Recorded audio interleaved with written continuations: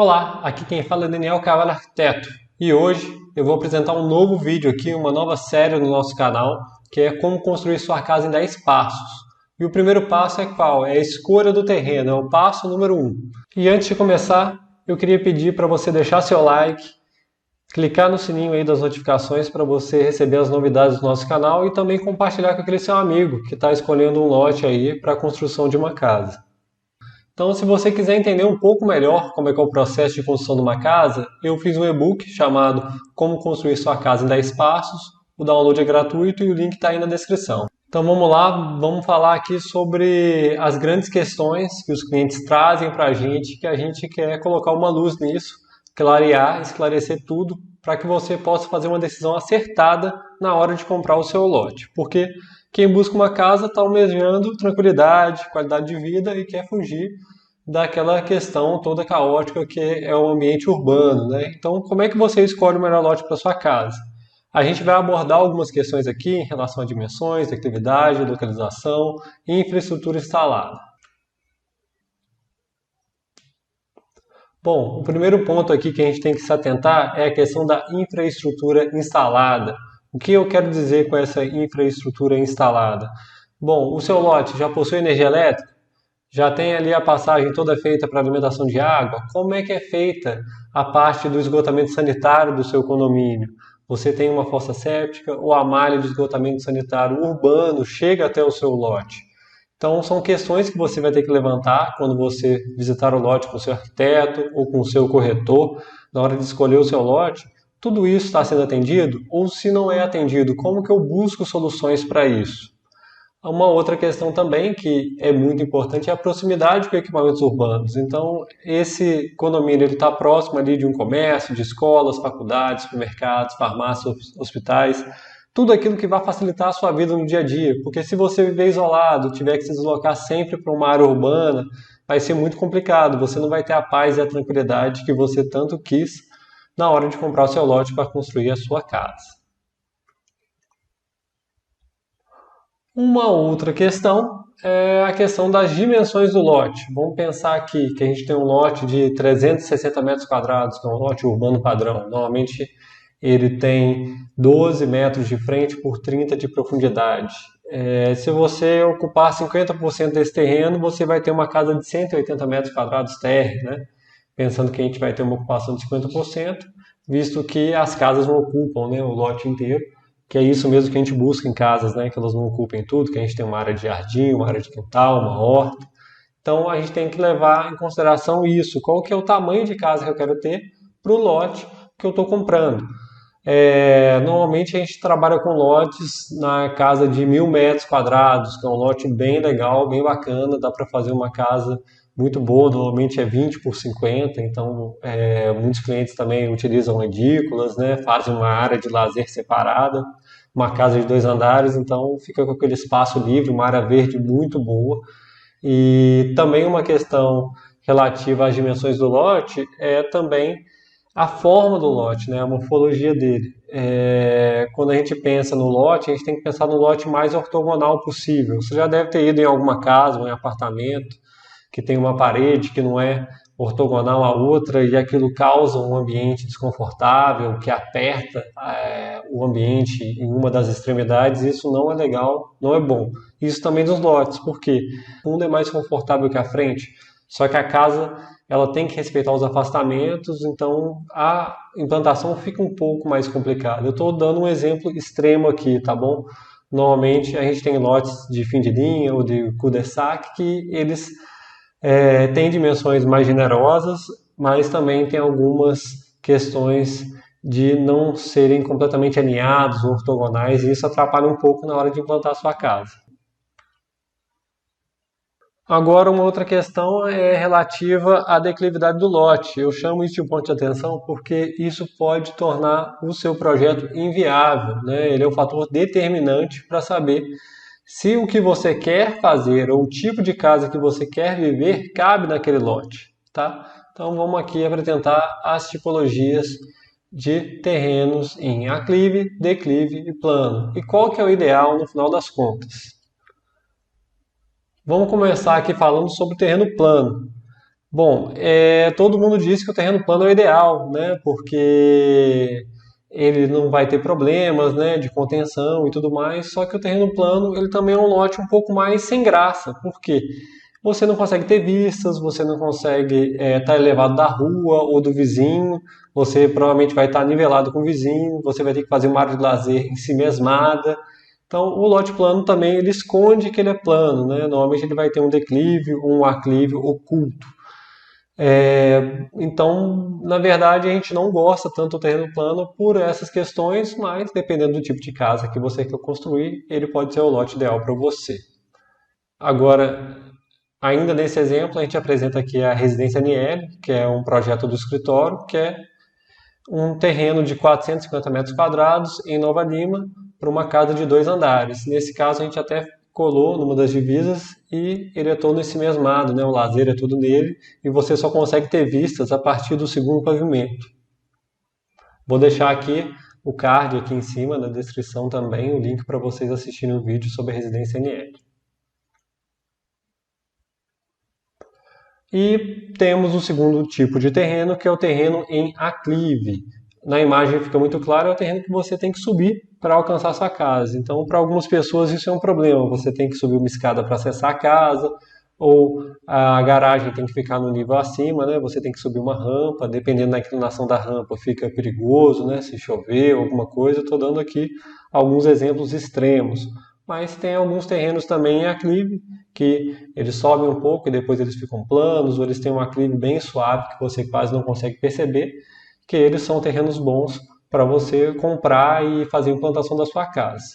O grande problema do terreno em aclive é que ele é um terreno mais barato para você comprar, só que ele fica muito mais caro para você construir. Você vai ter que gastar dinheiro com movimentação de terra, você vai ter que gastar dinheiro com muro de arrimo, com contenções.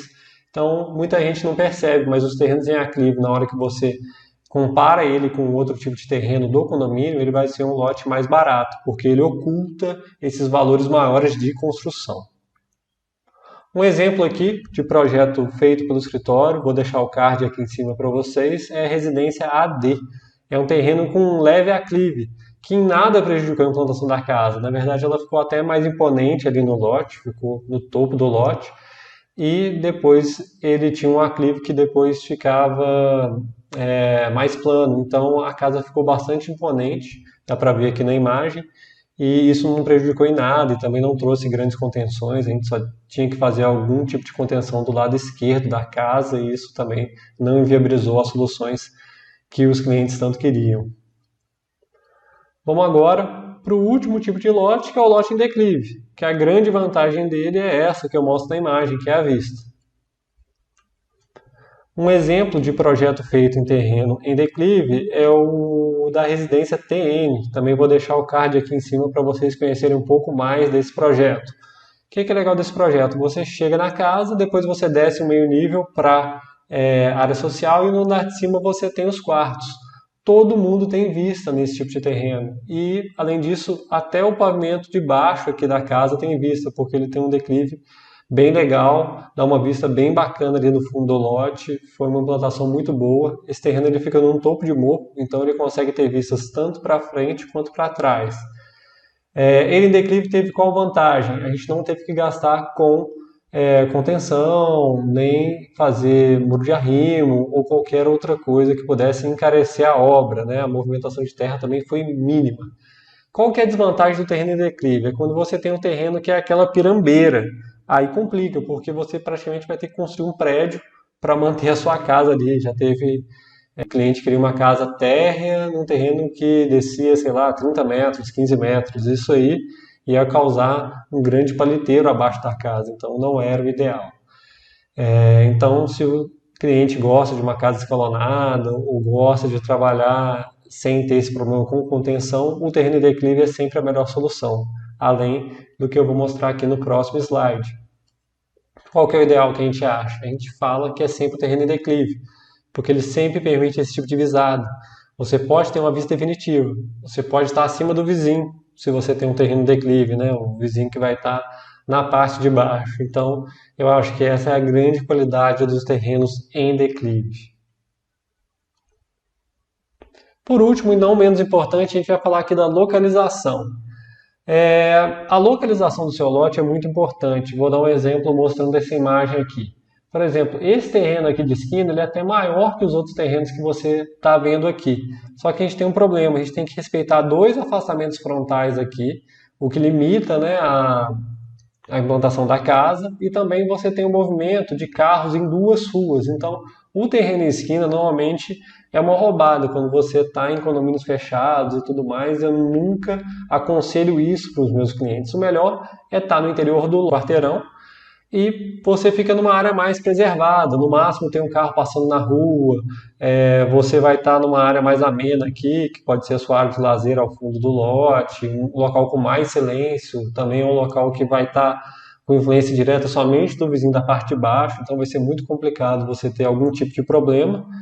E também a questão da localização do lote em relação aos equipamentos que você tem no condomínio. Por exemplo, aqui a gente tem uma praça, né, de recreação, um clube que está bem próximo dessa área aqui. Então, se você está comprando esse lote, você quer que suas crianças, por exemplo, possam ir a pé para essa área de lazer, ou você quer ir a pé para o clube. Só que você tem que pensar o contrário também. Se você quiser dormir até mais tarde aqui no domingo, vão ter crianças brincando aqui perto. Se você gosta de dormir cedo e sábado à noite vai ter uma festa no clube do condomínio, isso pode incomodar você. Então você tem que ver se você quer estar mais perto desses equipamentos do condomínio, se você quer estar mais distante deles, tá? Então isso influencia sim. E agora vamos para o passo 2 do nosso guia, como construir sua casa em 10 passos. Qual é a documentação pertinente para a construção de uma casa? Muita gente pergunta para a gente como é que se dá o processo, e a gente vai explicar tudo isso em detalhes aqui. A gente vai falar sobre quais documentos você precisa ter em mãos para começar. Qual é o documento que mostra que você é o verdadeiro proprietário do lote? Você sabe? Como é que você vai saber o que é permitido construir nesse lote que você já comprou? E qual que é o profissional que pode te ajudar nesse momento, tá bom? Além disso, quais documentos você precisa tirar para começar a construir, tá bom? Você não pode começar a construir do nada, você tem instâncias de condomínio, de prefeitura que você deve respeitar para iniciar a construção da sua casa.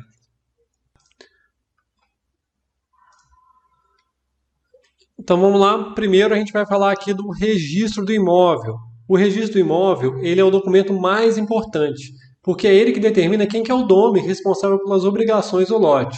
Aí eu vou chamar um ponto de atenção aqui. Você tem que conferir se as medidas do contrato de compra e venda coincidem, tá, com o do registro. Vou explicar agora algumas documentações aqui para que você entenda. Normalmente, as pessoas têm ou escritura ou registro do imóvel, mas o registro do imóvel é o documento mais importante de todos. A escritura, ela é um documento público oficial e ela valida o acordo entre as partes, né? Ela é elaborado por um cartório de notas. Mas a matrícula do terreno, ele é o documento que individualiza o imóvel. Então, de grosso modo, seria como se fosse uma certidão de nascimento. Fica lá as informações essenciais, localização, a qualificação dos proprietários, os inventários, doações, hipotecas, fica tudo lá, né, no histórico ali do lote e também o histórico das mudanças de proprietário, tá? Então, vamos ter atenção aí para o registro do imóvel, que é o documento mais importante que você vai ter nesse primeiro momento.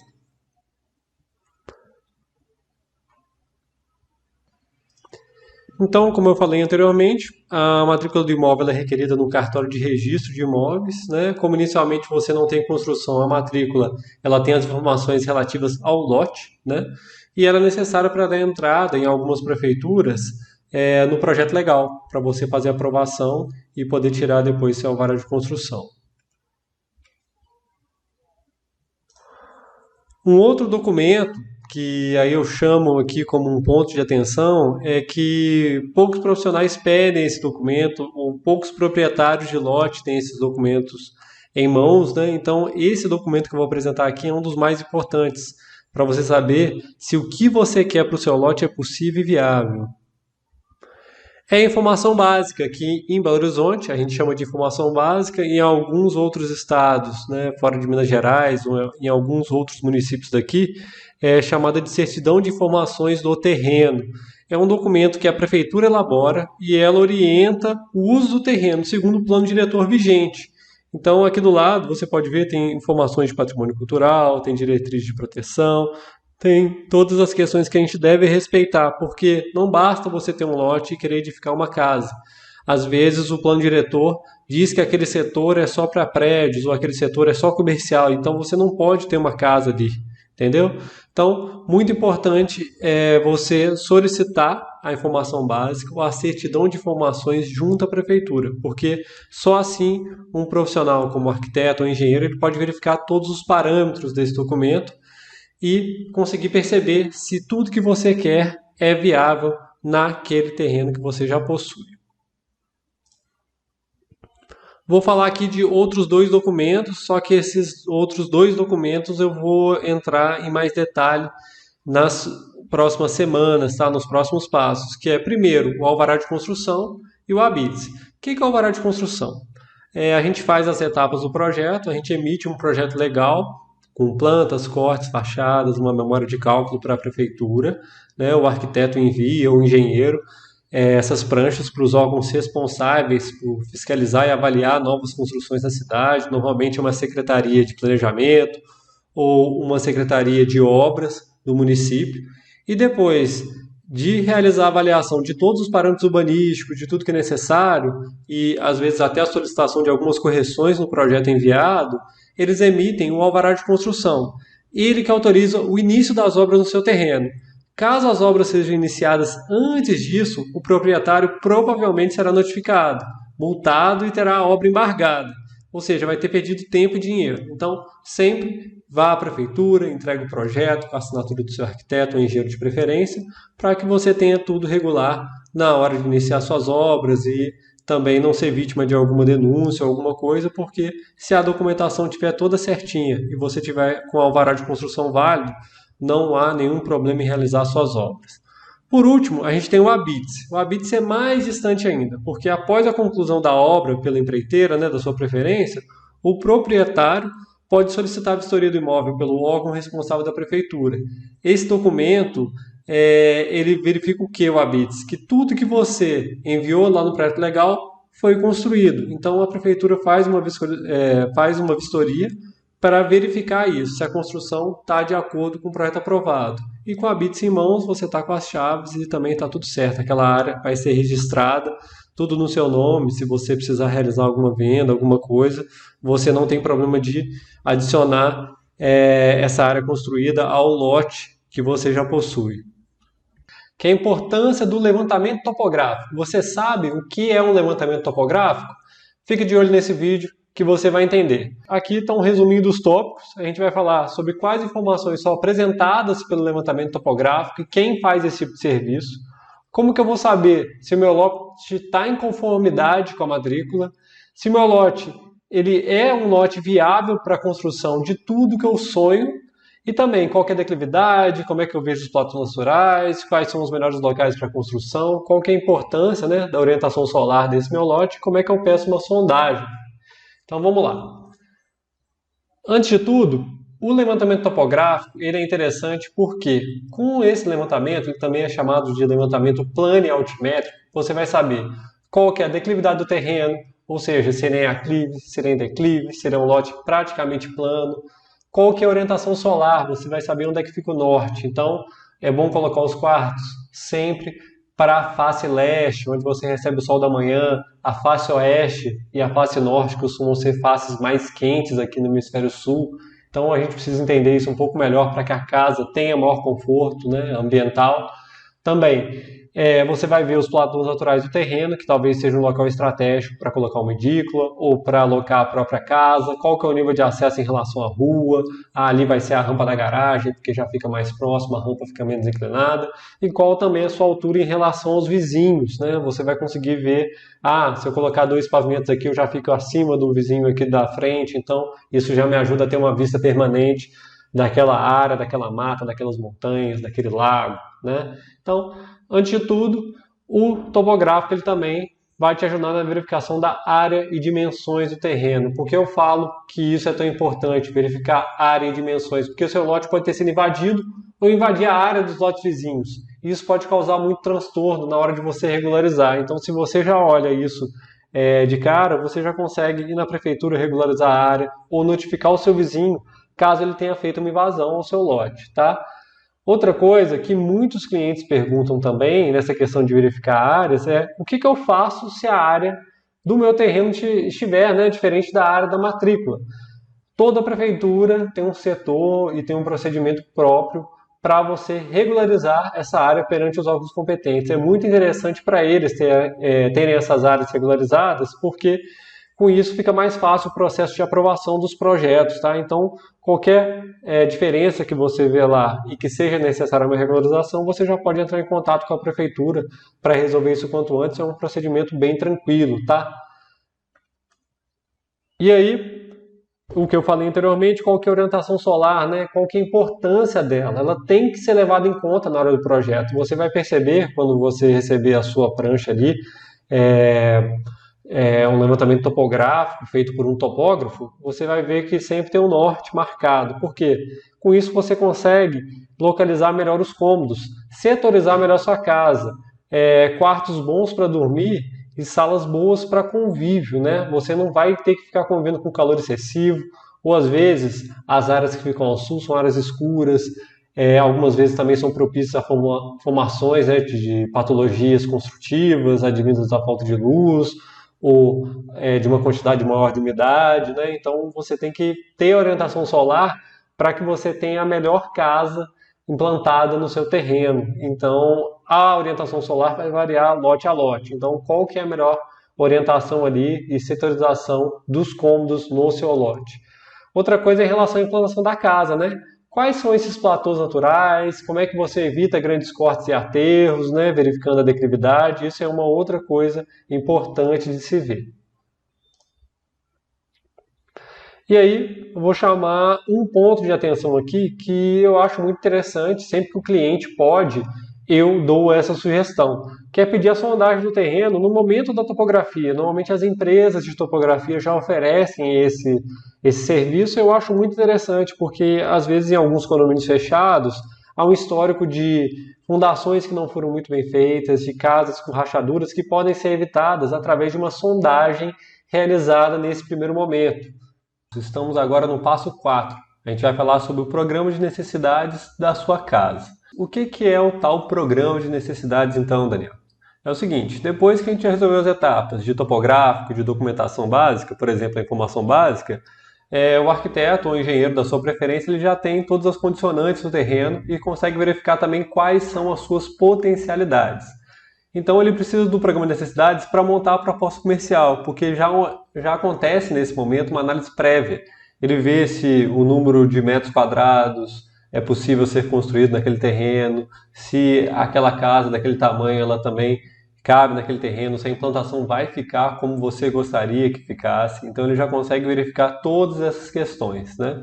Ou também pode ser só um programa básico e após a assinatura do contrato de prestação de serviço entre você e o seu profissional, você também pode detalhar um pouco melhor. Ah, eu vou querer uma suíte, mas eu quero 2 cubas, eu vou querer 2 vasos, 2 chuveiros. Você vai acertando os pequenos detalhes ali que vocês querem para dentro da sua casa, né? Então, basicamente é isso. O programa de necessidades ele vai orientar em relação ao número de quartos, cômodos, tudo que você quer ter dentro da sua casa para facilitar a sua vida e deixá-la mais funcional e mais bonita também. Então, como eu falei anteriormente, é uma etapa muito importante definir isso, porque o arquiteto nesse momento vai precisar de material para saber quantos quartos vão ser previstos, se a cozinha vai ser americana, qual que vai ser uma estimativa de área da casa também, para verificar às vezes até uma viabilidade financeira. Ah, o cliente está falando que é uma casa de 100 metros quadrados, mas está querendo 4 suítes. Então a gente percebe, né, através do nosso know-how, que isso não é possível, é uma área muito pequena para 4 suítes. Então a gente vai tentando ajustar isso junto ao cliente, ao orçamento também que ele possui, para conseguir atender todas as demandas exigidas, tá? E basicamente você tem que responder essa pergunta: o que você quer dentro da sua casa? E a gente vem e traz um pequeno exemplo assim de algumas perguntas comuns para definir esse programa. Por exemplo, quantas pessoas vão morar lá? Qual o número de veículos cobertos que você vai querer na garagem? Ah, quero 2 veículos cobertos, mais 2 descobertos. se a pessoa é mais reservada, ou se a família gosta de receber amigos, a cozinha americana fechada, gosta de ambientes integrados, quer uma varanda ou alpendre. O principal aqui é o número de quartos, né? Também para a gente conseguir estimar o número de suítes. Ah, não, vai ser uma suíte só, o restante vão ser quartos de solteiro com banho social, ou não, vão ser todas as 4 suítes ou 3 suítes. Vai ter quarto de hóspede, home office, quantos banheiros vão ter na casa, vai ter banheiro para área externa. Outra questão muito importante também é se a pessoa tem algum hobby, se ela quer ter área de lazer, se tem até animal de estimação, porque às vezes você tem que prever um canil, algum espaço ali para que os cães também do cliente estejam bem cuidados. Então a gente tem que responder uma infinidade de questões para definir esse programa e o arquiteto ficar bem orientado na hora de conceber a sua casa, tá? Bom, existe mais uma infinidade de questões, né? Mas isso aí, todas essas respostas, né? Tudo isso que for ser respondido vai dar um norte para que essa casa seja concebida nos moldes do que o cliente imagina, né? Então a gente vai dar um exemplo aqui no próximo slide. O resultado de um questionário desse pode ser esse: ah, quero uma casa de 2 pavimentos, vão morar 4 pessoas, no piso inferior vai ter toda a área social, no piso superior vai ter toda a área íntima. Eu vou querer 3 quartos, sendo 2 semi-suítes e uma suíte. Vai ter um lavabo lá embaixo, a cozinha americana vai ter o jantar e estar integrados. Eu quero um gourmet com churrasqueira. Então, esse daí já é o programa básico da casa e você já consegue conceber aí os primeiros desenhos da casa e ver com o cliente qual é o estilo dele, o que ele gosta, o que ele não gosta e o que ele está imaginando para esse novo lar que vocês estão concebendo juntos, tá bom? Ele é também chamado de estudo preliminar, ou alguns outros profissionais também chamam de anteprojeto. É a primeira etapa das 3 etapas necessárias para o projeto arquitetônico completo. Esse slide é um resumo dos tópicos. Primeiro, a gente vai falar dessa primeira etapa, que é esse projeto conceitual. Por quê? Por que ele é tão importante? Porque é nele que a gente vai definir o estilo da casa, segundo também o estilo do cliente, o estilo do escritório, o estilo do arquiteto que você contratou, e como consequência a gente vai ter a estética da casa. Também vão ser definidos os fluxos, as circulações e a setorização espacial, que vão beber, né, daquele programa de necessidades que a gente falou na semana passada, e também a espacialização de todas as soluções através de um modelo 3D que vai simular exatamente como sua casa vai ficar ao fim da construção. Primeira coisa que a gente tem que saber é qual é o estilo do cliente. A gente tem uma imagem aqui que é de uma casa mais moderna, linhas retas, uso de brises, persianas, grandes aberturas. Esse é o estilo desse cliente, é o estilo desse escritório.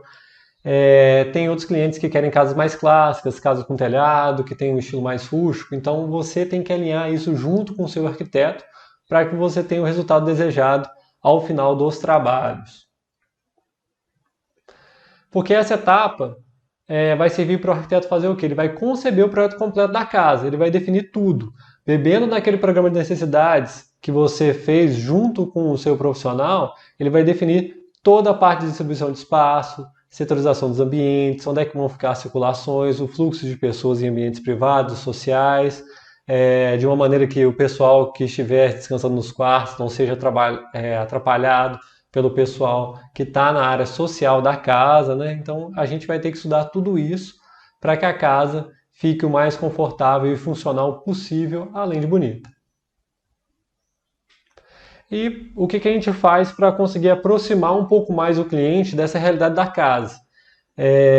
São desenvolvidos alguns desenhos em 3D para que a gente consiga chegar no estudo de medidas na setorização inicial. Então a gente tem aqui como uma casinha de boneca, a gente tirou o telhadinho da casa aqui, o segundo pavimento, e aí tem a parte da garagem, tem toda a área de serviço, lavabo, a cozinha integrada aqui com a sala, o estar externo, a área de piscina, e quando a gente sobe para o segundo pavimento da residência Nieri, a gente tem toda a área privativa, que são os quartos, tá vendo? Tem um pequeno closet para acessar as suítes, tem um closet grande para a suíte master aqui, que depois compartilha de uma banheira e 2 chuveiros. Então a gente tem toda a setorização aqui e essa setorização depois tem como consequência o projeto espacializado, renderizado, a imagem fotorrealista para que o cliente veja e fale, nossa, ficou do jeito que eu queria, ficou a cara mesmo do jeito que eu queria, ficou exatamente como eu sempre imaginei. Então,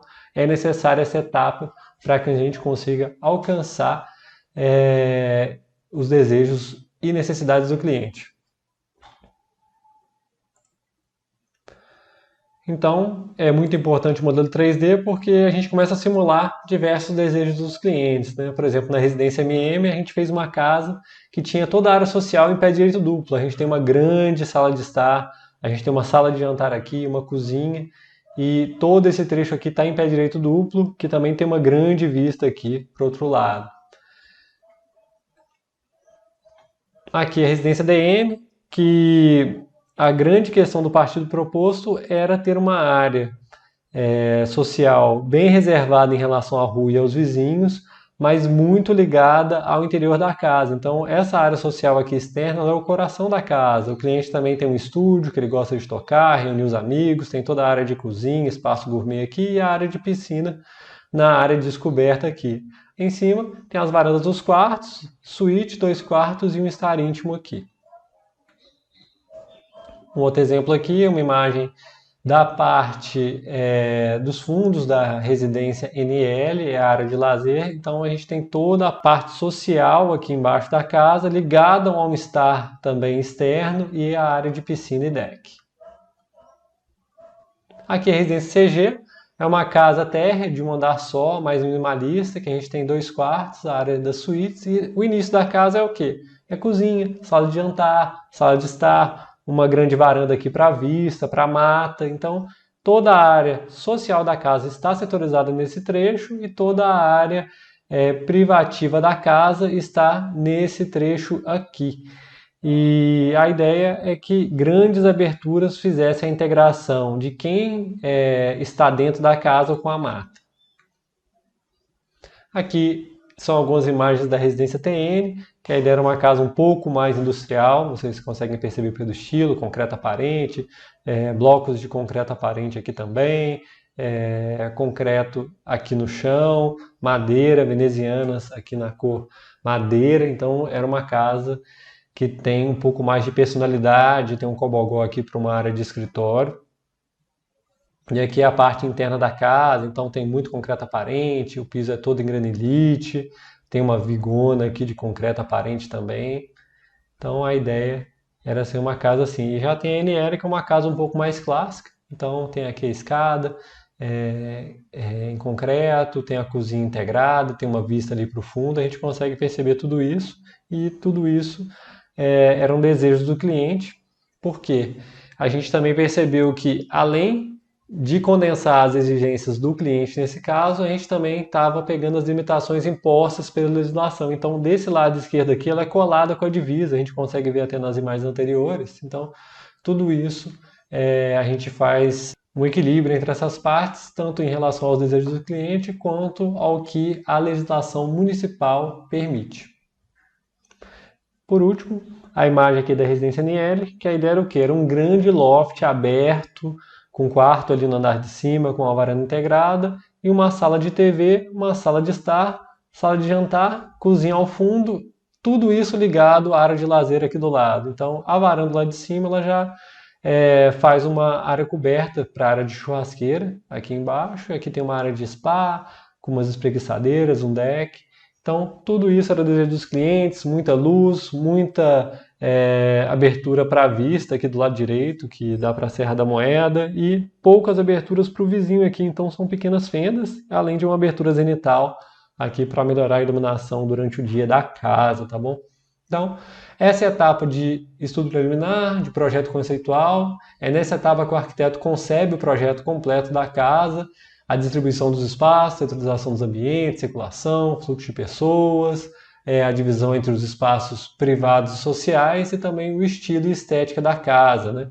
Tudo isso vai deixar o projeto mais claro para a gente ir para a próxima etapa, que é o projeto legal, onde a gente tem que fazer a aprovação da casa em 2 instâncias, tanto na instância do condomínio fechado, depois também na instância municipal para posterior emissão do alvará de construção.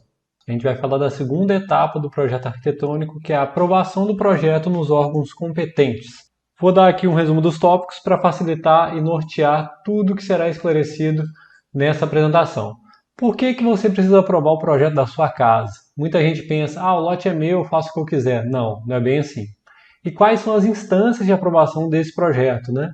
Instâncias nem é a palavra correta para se utilizar. Na verdade, a gente tem uma aprovação normalmente numa administração de condomínio e depois na municipalidade, tá? Quais desenhos são desenvolvidos? A gente vai mostrar aqui para vocês também como é que eu autorizo, né, o início das minhas obras e o que pode acontecer ao construir sem as autorizações pertinentes. Vamos lá. Então, quando que começa essa etapa de aprovação de projeto? Logo após a gente fazer a revisão, né, do estudo preliminar ou do projeto conceitual, a gente vai passar por uma etapa que é um pouco mais técnica. A gente vai transformar todos aqueles desenhos de 3D, aquela planta do estudo de medidas, em plantas, cortes, elevações, fachadas, diagramas de área, tudo para mostrar, tanto para o condomínio fechado quanto para a prefeitura, que você está atendendo todos os parâmetros urbanísticos exigidos naquele lote. Então, como eu falei, a gente vai precisar, antes, quando exigido, aprovar no condomínio fechado. Normalmente eles têm uma convenção, uma administração que faz essa aprovação e com carimbo a gente leva isso na prefeitura para receber o alvará de construção e poder ter as obras autorizadas. Muita gente pergunta, poxa, por que eu preciso aprovar meu projeto? O lote é meu, faço o que eu quero. Por quê? Porque você tem que fazer tudo dentro dos conformes, dentro de tudo que é estabelecido pela convenção, pela legislação municipal também. Então, se você começa uma obra que ela não tem autorização da prefeitura e do condomínio, você pode ter sua obra embargada. E o máximo que vai acontecer é o quê? Você perder tempo. O projeto aprovado ele permite que você construa. E no final você ainda pode solicitar o habite para que toda aquela área construída fique registrada no município para a cobrança, né, correta do seu IPTU e também para ficar no registro do imóvel. Pensa bem, se você tem que fazer a venda desse imóvel no futuro, tem que estar com tudo certinho, a documentação toda correta para você poder realizar um negócio no futuro também. Quais desenhos são desenvolvidos? Bom, nessa etapa a gente vai desenvolver o quê? É uma distribuição detalhada de todos os cômodos, a gente vai adequar tudo à forma e à função, a gente vai ter as dimensões cotadas dos cômodos, cálculo de área permeável do lote, né? Quanto que você vai ter de área verde ali, a taxa de ocupação, o coeficiente de aproveitamento.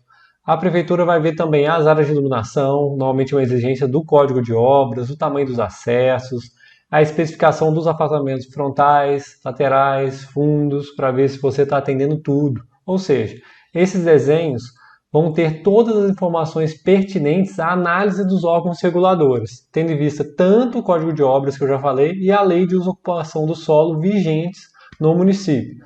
Lembrando que, se você está em condomínio fechado, o legal é ter também a convenção do condomínio para que você também esteja de acordo com o que é exigido pelo seu condomínio. Muitos condomínios não permitem muros, muitos condomínios têm gabaritos de altura, então a gente também tem que estar de olho nisso. Normalmente, não vou falar que é 100% dos casos, quando a gente cumpre as exigências do condomínio, a gente tem uma facilidade maior de aprovação desse projeto no município, porque normalmente são questões mais restritivas.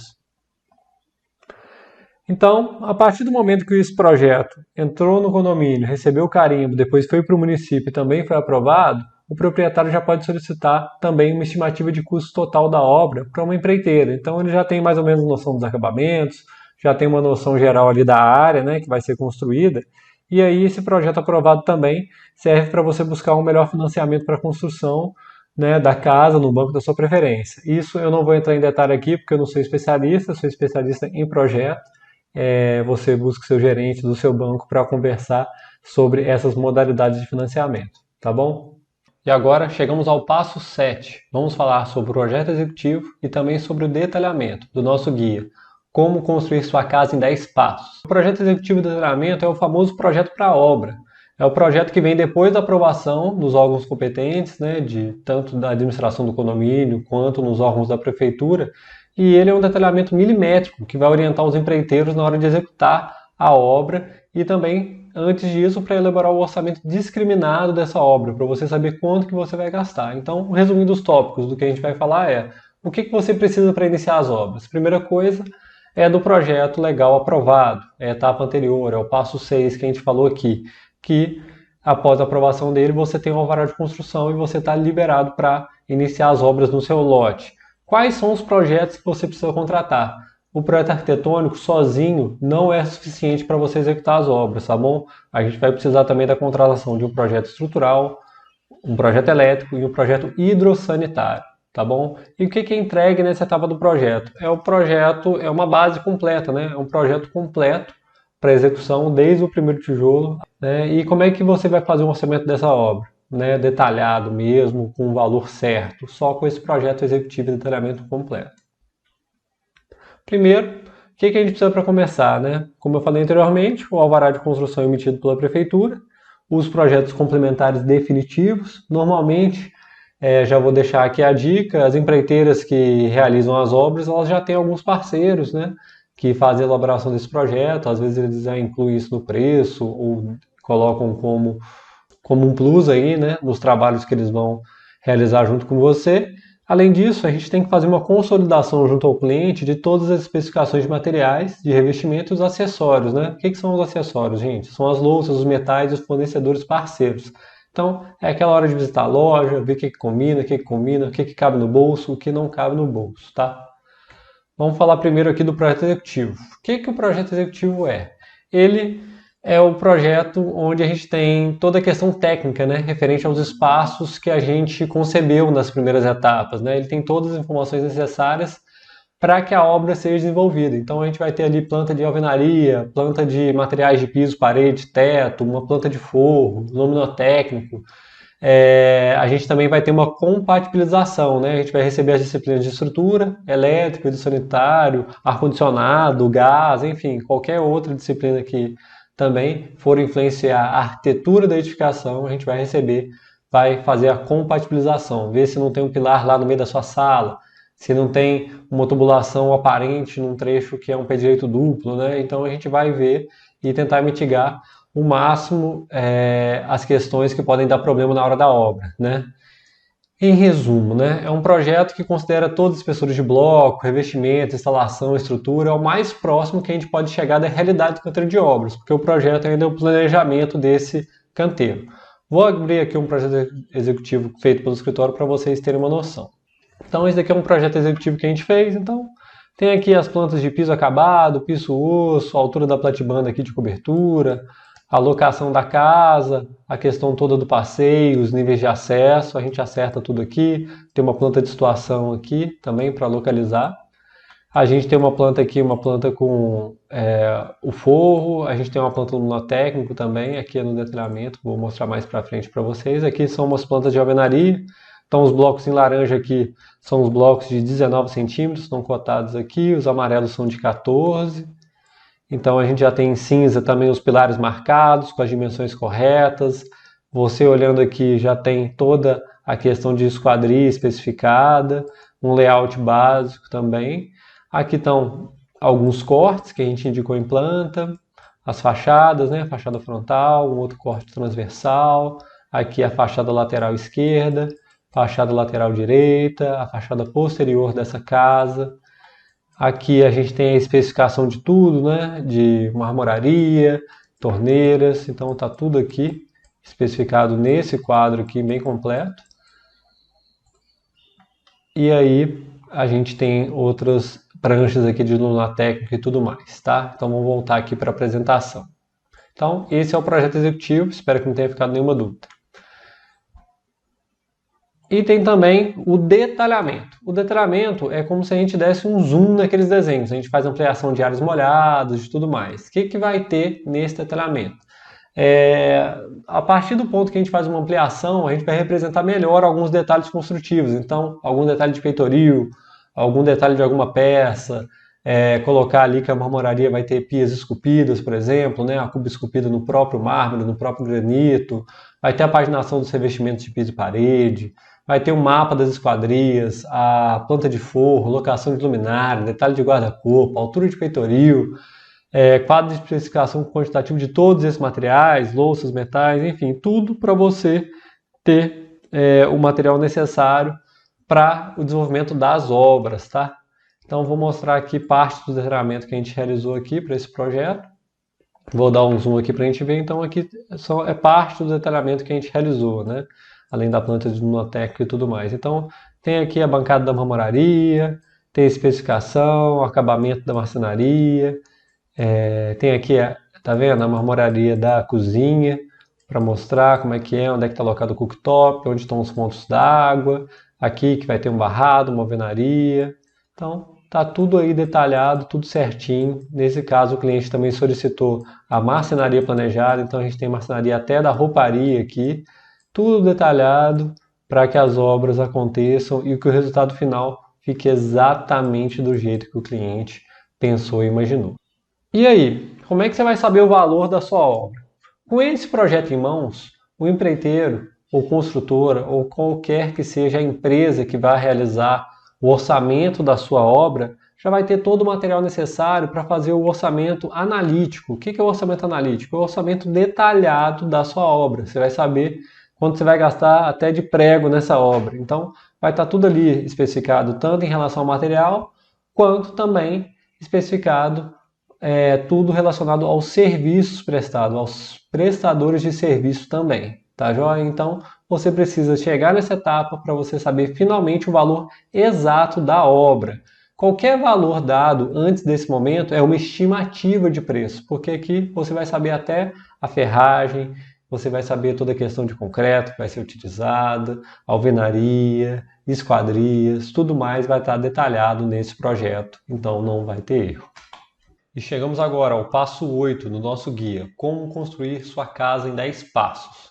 Agora vamos falar sobre o orçamento da obra residencial. Enfim, quanto vai custar a sua casa. Vou dar aqui um resumo dos tópicos para que isso oriente toda a nossa apresentação daqui para frente. Bom, chega o ponto do orçamento, né? Você já tem o projeto executivo compatibilizado, você já fez todas as aprovações, já aprovou tudo que você queria sobre o projeto. E aí você sentou já com o seu arquiteto, o engenheiro, já deu uma olhada em todos os acabamentos, louças, metais que você queria. Com isso, o arquiteto já teve todas as informações necessárias para fazer a compatibilização do projeto, né, com o elétrico, hidrossanitário, estrutural. E aí você tem que encaminhar esse projeto executivo, que é o projeto que vai orientar as obras, para algumas empresas, para que elas possam orçar e você tenha segurança, né, de quanto vai ser é, o custo dessa obra exatamente. Então, eu vou falar aqui sobre o orçamento analítico, que é o orçamento mais preciso que tem, tá? E quando que é possível ter esse orçamento analítico? Exatamente nessa etapa, após o projeto executivo completo e o detalhamento. E qual que é a margem de erro também que você vai ter após chegar nesse ponto aqui, né? Em relação a valores financeiros. O que é o orçamento analítico, afinal de contas, Daniel? Não estou entendendo. Tem gente que manda estimativa, tem gente que manda orçamento sintético. Como é que é isso? O orçamento analítico ele é o mais preciso, ele é o mais próximo da realidade. E eu vou explicar para você por quê. Qualquer forma de levantamento de custos feito antes dessa etapa de compatibilização e também de especificação de louças, metais, investimentos, é uma mera estimativa de custos. Então você não vai ter um valor preciso, é mais em relação ao histórico do empreiteiro e tudo mais. O orçamento analítico é diferente, ele é super rigoroso, porque ele já considera tanto o projeto compatibilizado quanto toda a questão de serviços e insumos. Então, estou explicando aqui nesse slide que ele é feito em toda a composição de custo unitário para serviço e também ele leva em consideração todos os insumos da obra. Então, você vai ter lá a quantidade de concreto no projeto estrutural, quantidade de vergalhões, você vai ter a quantidade de porcelanato ali na sala, né, que vai estar dentro do projeto arquitetônico compatibilizado. E além disso tudo, ele também vai envolver os custos diretos e indiretos para a execução da sua obra. Qual que é a margem de erro tolerável para esse orçamento? Após receber um orçamento analítico da obra, provavelmente esse valor vai variar entre 1 e 5% no máximo, tá? Porque ele vai considerar, sim, é o que eu falo para os clientes, ele considera a repimboca da parafuseta. A construtora ou empreiteira contratada, ela já vai ter todas as informações necessárias para levantar esses custos de forma precisa. E aí, qual que é a nossa dica? A nossa dica é orçar com pelo menos três empreiteiras diferentes e que sejam especialistas nesse tipo de obra, né? Não adianta você pegar alguém que é especialista em obras corporativas ou em obra de prédio, pedir para realizar essa sua obra, né? Veja na região, veja com o seu arquiteto de preferência, com o seu engenheiro de preferência, se ele já tem empresas parceiras, se já tem uma empresa que sempre atua naquele condomínio, que as pessoas gostam do serviço. Então, essa é a nossa principal dica. Porque depois você vai ter que receber esse orçamento dessas três empresas e fazer a comparação, né? Algumas têm uma qualidade maior, aí o preço fica mais alto, outras trabalham com um custo menor, mas também elas não fazem todos os serviços que você precisa, né, para a sua obra ficar pronta, às vezes não chega na parte de acabamento fino, então você vai ter que comparar os escopos, né, de tudo isso e também visitar algumas obras concluídas por elas, conversar com pessoas, né, que já trabalharam com essas empresas, porque é um momento muito importante, porque essa pessoa vai estar atrelada a você durante 6 meses, um ano e meio, enfim, pelo tempo que vai estar é, ocorrendo a obra, né, da sua casa. Então é muito importante você ser certeiro na hora de escolher essa empresa. E aí eu vou trazer aqui um exemplo de um orçamento analítico, tá? Vou compartilhar aqui na minha tela para vocês entenderem um pouco melhor.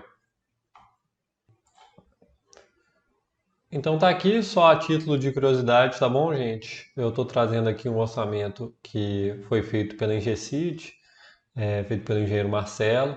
Então já tem todos os serviços aqui, tem o valor até do serviço de topografia, execução de barracão de obra, enfim, tá tudo aqui especificado, valor de barracão, a fundação ainda estava terminando toda a questão ali do projeto estrutural, né? Mas já tinha aqui todos os valores de alvenaria, reboco.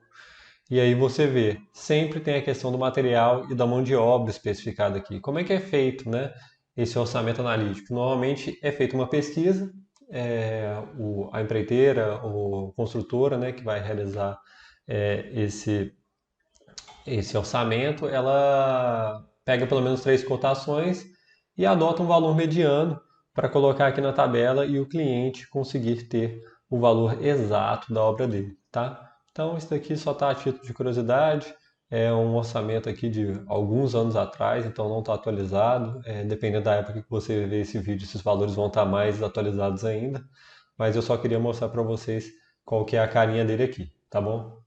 Vai ser uma obra por preço fechado ou vai ser uma obra por administração? Você sabe quais são as diferenças? A gente vai apresentar tudo aqui nesse vídeo. Vamos agora para o que interessa. Vou falar aqui um pouco do resumo dos tópicos e a gente vai seguir para as modalidades de contratação. Então, como é que você vai contratar a sua empreiteira ou construtora? Ela faz um preço fechado e aí você fica naquilo? Ou ela faz uma obra para administração, mas você não entende muito bem como é que funciona essa taxa de administração, né, que é cobrada pela construtora? Muita gente fica preocupado, né? A administração fica mais caro, né? A pessoa cobra uma porcentagem. Quais são os riscos também, né? Para o preço fechado e qual que você deve escolher. A gente vai expor uma opinião nossa aqui, mas nós já trabalhamos com construtores que atuam tanto com preço fechado quanto por administração. Dependendo do know-how deles, eles atuam melhor em uma modalidade ou na outra. Vou aqui apresentar alguns pontos para tentar esclarecer você, para você tomar a sua decisão. Para começar, vamos falar da primeira modalidade, que é a que todo mundo conhece, que é o preço fechado. Quais são as principais vantagens do preço fechado?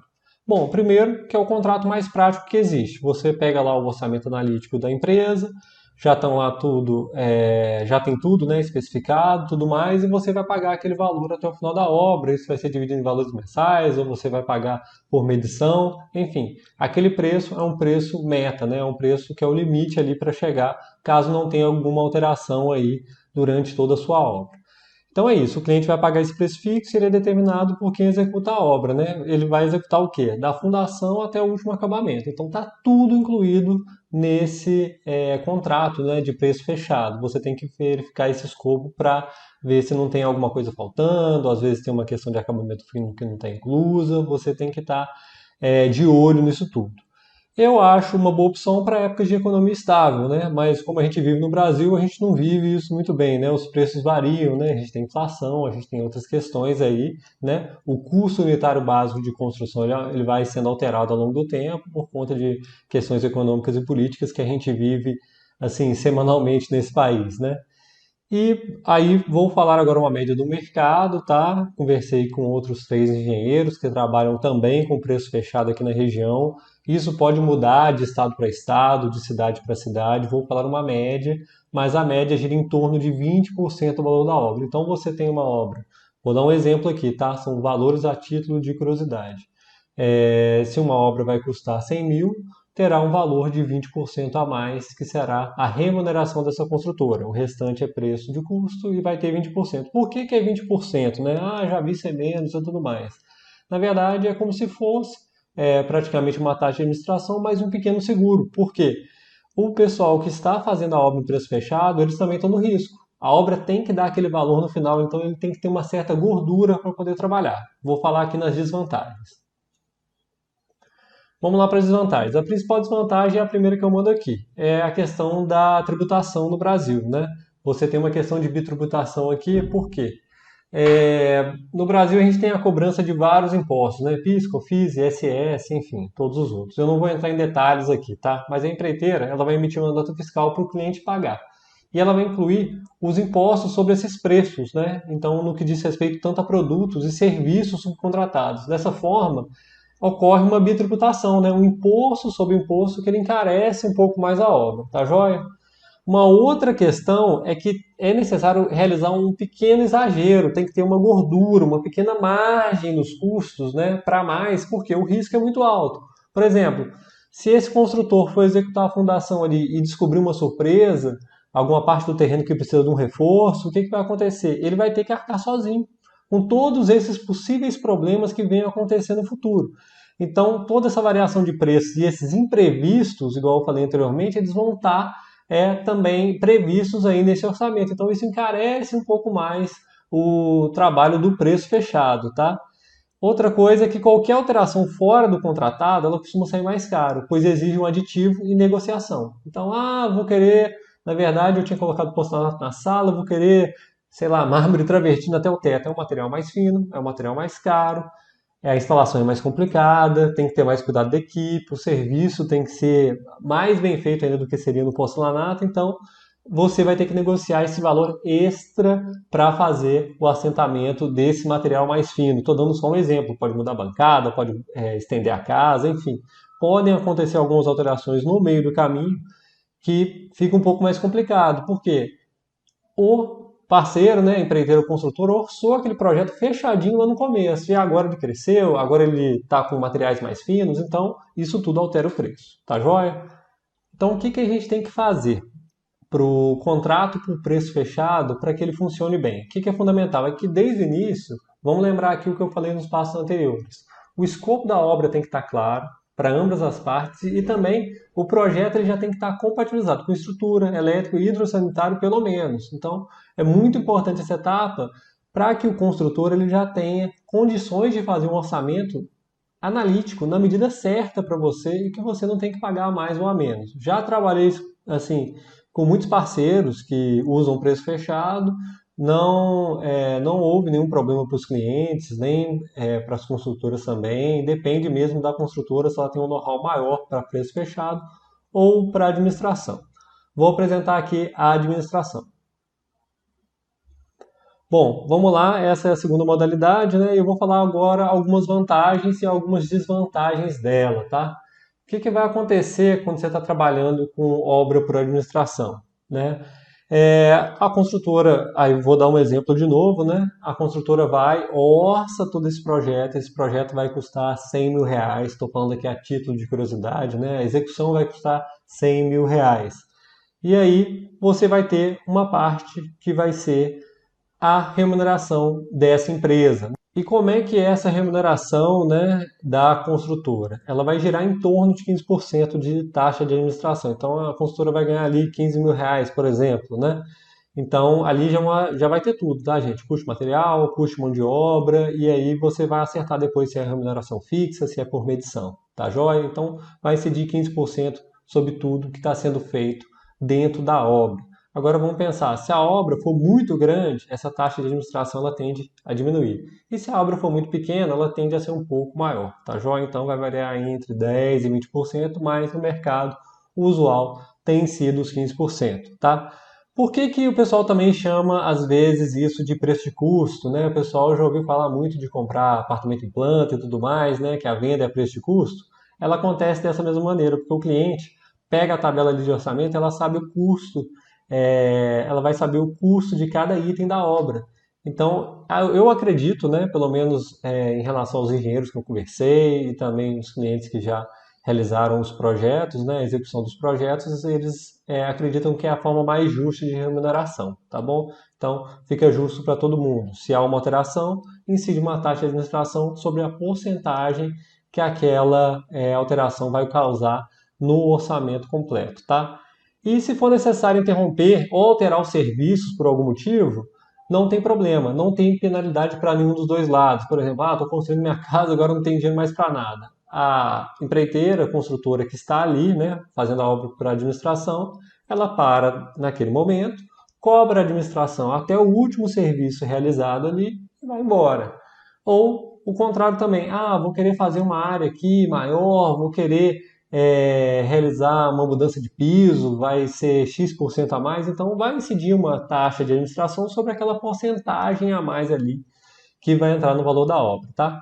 Então, eu gosto muito dessa opção, conversei até com os dois engenheiros aqui que preferem essa opção e sempre falam muito das vantagens, né, dessa opção de contratação, né, porque ela é mais transparente e tem menos risco ao proprietário e empreiteira, né? E também, ela costuma ser mais barata porque ela não tem aquele seguro. Então, os custos, eles estão realmente por preço de custo. Ele não está esticado, esperando que venha acontecer algum problema, algum prejuízo ali que não está previsto, tá? Então, normalmente é o tipo preferido para execução, por exemplo, de casas. Vamos falar aqui das desvantagens, né? Bom, a desvantagem e vantagem, né, ao mesmo tempo, é esse primeiro item que eu falei aqui. Isso quer dizer que a obra, quanto mais cara fica a obra, mais a empreiteira ganha? Sim, isso é verdade. Sofre muitas críticas por conta disso, mas se você tem algum tipo de objeção em relação a esse tipo de contratação, eu já consegui te explicar, né, no slide anterior que vai ser proporcional às alterações ou proporcional à modificação que venha a acontecer ao longo do caminho. Então, eu acredito que é justo para os dois lados, né? E como é que a gente mitiga tudo isso, né? A melhor coisa é ter o projeto arquitetônico bem detalhado, compatibilizado com os complementares e a elaboração do orçamento analítico ali, com tudo a preço de custo, para você ter tudo na mão, fica tudo muito transparente para você, então você já consegue passar por cima disso aí, tá joia? E chegamos no nosso vídeo final dos 10 passos na construção da sua casa. A gente vai falar sobre todas as etapas de construção da sua residência. Então, sobre o que a gente vai falar hoje? Olha, o projeto já está aprovado, o executivo já está liberado para obra, a empreiteira já está contratada. O que vai acontecer agora? Como é que começa? Como é que se desenvolve essa obra de residência, né? Então, o que a gente vai falar aqui? Sobre cada uma das fases, a hierarquia do pessoal ali da obra, como é que seu arquiteto ou sua arquiteta vai poder te ajudar aí nesse momento, né? Qual a documentação que tem que estar presente na obra, né? Vai variar de condomínio para condomínio, de lote para lote, município para município, mas algumas documentações têm que estar obrigatoriamente na obra. E quanto tempo dura mais ou menos a construção de uma casa, tá? Vamos lá então. A primeira coisa, a gente tem que falar um pouco sobre qual que é o papel da empreiteira e construtora que vai fazer a execução, né? Ela é uma empresa que tem que estar regulamentada e que vai fazer a definição de cada etapa da obra, né? Dentro de todas as possibilidades financeiras do proprietário. Então você já recebeu lá o seu orçamento, né, analítico e já está com tudo em mãos ali para começar. E também o gerenciamento de todo material e mão de obra envolvida. São diversas etapas, você vai precisar de diversos profissionais, são muitas disciplinas que vão estar ali ao mesmo tempo, né? Então, ela vai executar desde o primeiro tijolo, né, que eu brinco, até o último, né, então até o fechamento mesmo, limpeza e organização do canteiro de obras, né, até toda a parte ali de acabamento e entrega das chaves ali no final, né? Então ela vai fazer tudo, desde a movimentação de terra e tudo mais. Vou explicar isso daqui nos slides mais para frente. Então, vamos agora falar de um outro ponto importante que eu sempre alerto meus clientes, sempre peço para as empreiteiras também alertarem, porque já correram algumas confusões por conta disso, porque às vezes o proprietário do terreno, né, o dono da casa, chega ali na obra, começa a dar ordens para a primeira pessoa que aparece ali, né? Então, e está querendo modificações e tudo mais, só que isso não é um comportamento que vai te trazer agilidade na hora de resolver alguma questão na obra. Por quê? Existe uma hierarquia dentro da obra que tem que ser respeitada, né?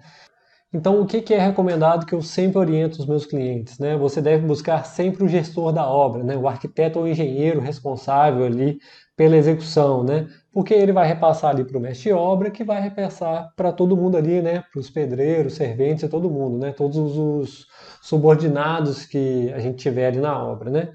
Porque se você não fizer assim, vai acarretar só em duplicidade de informação, porque a pessoa que está ali na cabeça, que é o gerente mesmo, o gestor da obra, ele está com tudo na cabeça de tudo que tem que ser feito e de todas as informações que ele tem que repassar. Se ele chega na obra e tem uma modificação que ele não está sabendo, isso daí vai atrapalhar muito o desenvolvimento da obra, tá? Então isso daí vai acarretar com certeza no retrabalho e prejuízo para o proprietário que está indo contra essa hierarquia.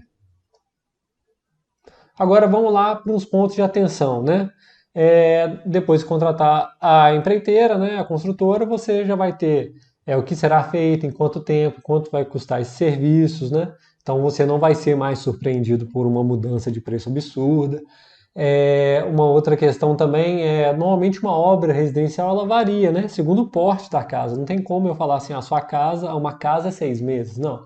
Por exemplo, uma casa de pequeno porte, 6 meses de obra, uma casa um pouco maior, um ano e meio, dois. Enfim, tudo depende do porte da casa. Se for uma casa de 100 metros quadrados, uma casa de 1.000 metros quadrados, se for um terreno plano ou um terreno com um mega declive, tudo isso vai influenciar no tempo de obra, tá joia? A modalidade já tem que estar acordada, tem que ter garantias ali de ambas as partes, tem que ter emissão da ART, né, no caso dos engenheiros, e da RRT, no caso das arquitetas e dos arquitetos, né, que é emitida junto ao CREA ou junto ao CAL. Tem que ter a responsabilidade de ambas as partes, os documentos exigidos pelo condomínio têm que estar em dia, a relação de profissionais que trabalharam na obra tem que estar em mãos ali para a administração do condomínio, a relação de materiais de acabamento e quando eles devem ser comprados tem que estar na mão do cliente para que não tenha atrasos por conta de insumos, né? Seguros também da obra e tudo mais. Eu não vou entrar em detalhes aqui porque o meu escritório é um escritório de projetos de arquitetura. Isso tem que ser acertado diretamente com a empreiteira e você tem que buscar saber com eles, puxar a língua deles, ler o contrato, ver tudo certinho para você estar seguro. Agora, sobre a documentação que eu falei anteriormente, né? A gente tem que deixar alguns documentos na obra, alguns são exigência da prefeitura, outros são exigências do condomínio, enfim. Com esses documentos em dia, você não vai ter nenhum tipo de dor de cabeça, né? Então, a primeira coisa é o alvará de construção, emitido pela prefeitura, isso que autoriza as obras, né? Cópia de todos os projetos aprovados pela prefeitura, cópia do projeto construtivo, né, que é o executivo de detalhamento compatibilizado com os complementares, então ele tem que estar ali, ele é a base que vai orientar todos os parceiros. A RT do projeto, né, assinada pelo arquiteto, pelo proprietário, a ART, né, de execução de obra, no caso se for para o engenheiro, para arquiteto é RRT, né, é Registro de Responsabilidade Técnica, também assinado por todos, e a placa da obra, que tem que estar ali o número da RRT ou da RT, qual o tipo de serviço, metragem, unidades, enfim, tudo que a prefeitura ou o condomínio exigir ali para a placa da obra. Ah, beleza pura então, tá liberado para a obra, vamos começar, já estou com toda a documentação, vamos embora. A gente vai para a primeira etapa da obra, que eu sempre falo que é a etapa mais bruta. A gente vai ter o fechamento do canteiro de obras com tapume, vai ter a limpeza do terreno se tiver com mata fechada, a ligação de água e energia para que você consiga ali rodar um concreto, que você consiga tirar um balde d'água, que você consiga colocar, né, todo o maquinário para funcionar, né, as ferramentas. Também tem a construção, caso não tenha, né, dos muros laterais e de fundos. Se não puder construir muros, você vai colocar toda a parte, sei lá, de muro cerca viva, né? Muro aramado, enfim, tudo que foi exigido, né, pelo condomínio, respeitando as normas, né, locais. Vai ter toda a movimentação de terra, né, que nada mais é do que a terraplanagem, a alocação da obra, a fundação e depois a gente vai fazer toda a etapa de estrutura, né? Vai bater as lajes, subir os pilares, colocar a forma das vigas e depois fazer o outro pavimento. Então, toda essa obra ela vai vindo em fases. Você já deve ter visto aí, provavelmente na sua cidade, um exemplo aqui, né, para ficar bem evidente para vocês. Vocês devem perceber aí que normalmente quando tem uma obra abandonada, ela já está construída toda a parte ali cinza, né, que é de concreto. Então você consegue ver todos os pilares, vigas, lajes, né, tudo mais construído, porque depois vem uma segunda etapa, que é a etapa de vedação, né? Então, primeiro se constrói todo o esqueleto, aquela obra ela já está toda firme, né? Ela já está calculada para estar de pé, e depois ela vai receber o extra, que são as vedações, fechamento de esquadria e tudo mais, que a gente vai mostrar nessa segunda etapa. Essa segunda etapa é quando o cliente começa a entender a casa mesmo, porque ela toma forma aos olhos, né? Então você passa a ter os fechamentos de alvenaria, ao fechamento, né, da cobertura, instalações de portas, janelas, né, toda a etapa de esquadrias que eu falei anteriormente. Tem também as instalações elétricas, alimentação de água, esgoto, então toda a tubulação, todo o cabeamento é passado nessa hora. Passa a ter também os revestimentos de piso, parede, teto, instalação de forros, pintura onde é pintura, e depois, quando acabar tudo isso, tem a limpeza da obra, com a entrega das chaves e a solicitação do habite, né? A prefeitura vai lá fiscalizar, ver se tudo foi construído conforme o projeto aprovado. Aí você já consegue registrar essa área também no registro do imóvel, não só a área do lote, como também a área construída dentro do seu terreno. E aí tudo pronto, sonho realizado, e aí você vai poder curtir sua casa como você sempre sonhou, tá bom? Então é isso, gente. Chegamos ao final da nossa série, Como Construir Sua Casa em 10 Passos. Gostaria de saber o feedback de vocês. Também que vocês deixem aqui nos comentários qual a nova série que você quer ver aqui no canal. Você quer saber mais sobre reforma de apartamento, reforma residencial, reformas corporativas. O que você está querendo que a gente fale também um pouco mais a respeito? Que eu estou aqui para ajudar vocês, tá bom? E aí, fica o meu convite. Lembre de seguir o nosso canal no YouTube, seguir a gente no Pinterest e também no Instagram, que é @Daniel Carvalho Arquiteto. Até a próxima!